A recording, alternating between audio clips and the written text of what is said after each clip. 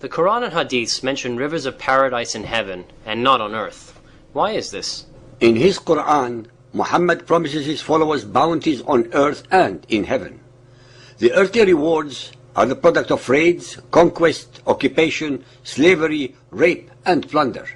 In heaven, there will be unlimited pleasures, both sexual and sensual. In 30 surahs of the Quran, many of these rewards are mentioned. Muhammad was evidently, deliberately, and with a forethought, deceiving and lying to his gullible, unlearned, and superstitious followers when repeatedly describing a paradise that he never visited, as well as arrogating to himself the otherwise divine right of who should or should not be consigned to paradise or to hell. Muhammad's appetite for lust and for plunder was insatiable both physically and intellectually.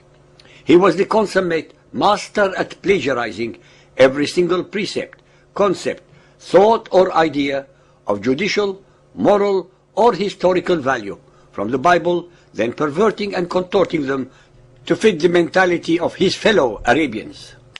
Al-Ra'd 13.35, the parable of the garden which the righteous are promised. Beneath it flows rivers, perpetual is the enjoyment thereof, and the shade therein. Such is the end of the righteous, and the end of the unbelievers is the fire. Al-Zummar 39.20, but it is for those who fear their Lord that lofty mansions one above another have been built.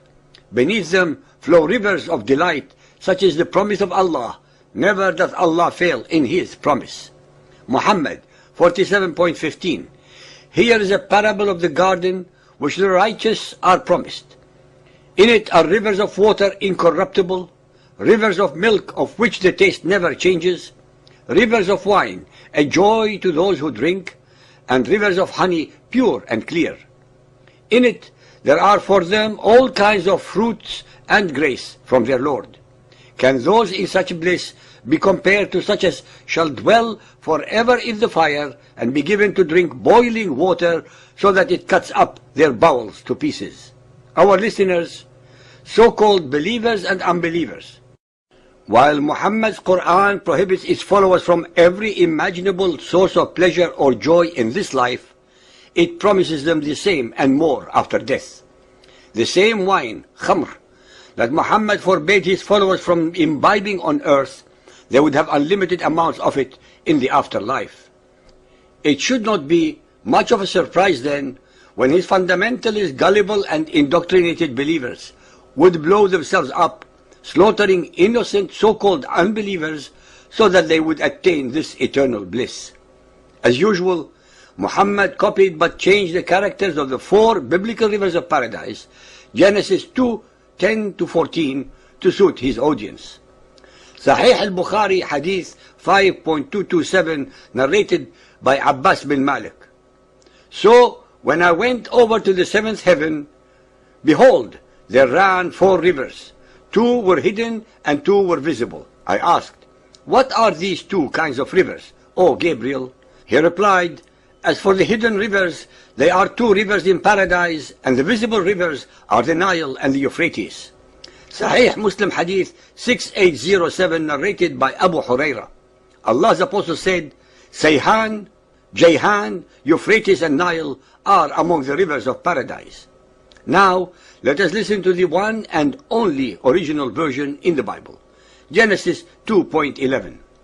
The name of the first river is Pishon, the one that encircles the whole land of Havilah, where the gold is.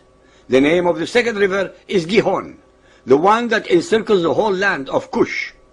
The name of the third river is Hiddekel, the one that flows towards the east of Assyria. And the fourth river is the Euphrates. This particular hadith is a perverted version of the Bible's Genesis, since the pagan Arabs had no knowledge or concept of the biblical stories or of paradise.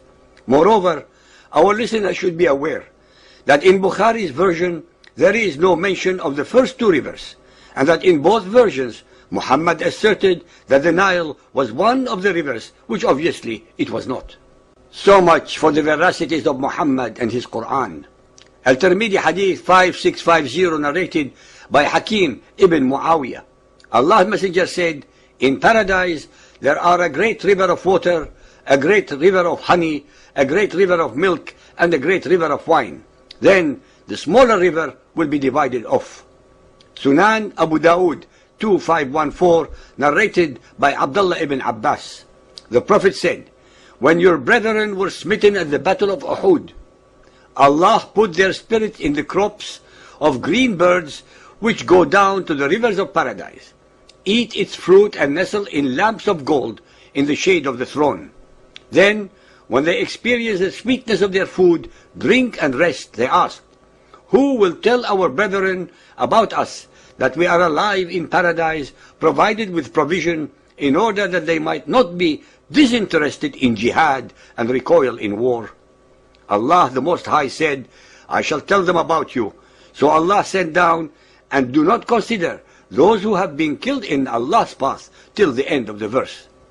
It is beyond logic, reason, and intellect that the modern followers of Muhammad would accept such lies and deceptions as divine revelations or inspirations, especially since neither Gabriel nor Allah ever told Muhammad about the above.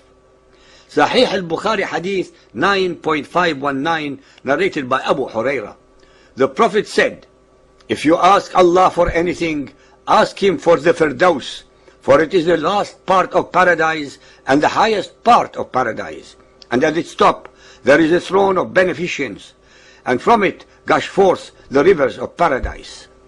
Muhammad had to invent a paradise that was full of pleasures, greenery, rivers of water, fruit and food in incredible varieties and quantities, so that it would entice his believing and gullible followers away from their otherwise difficult, arid, very hot and unforgiving climate and surroundings.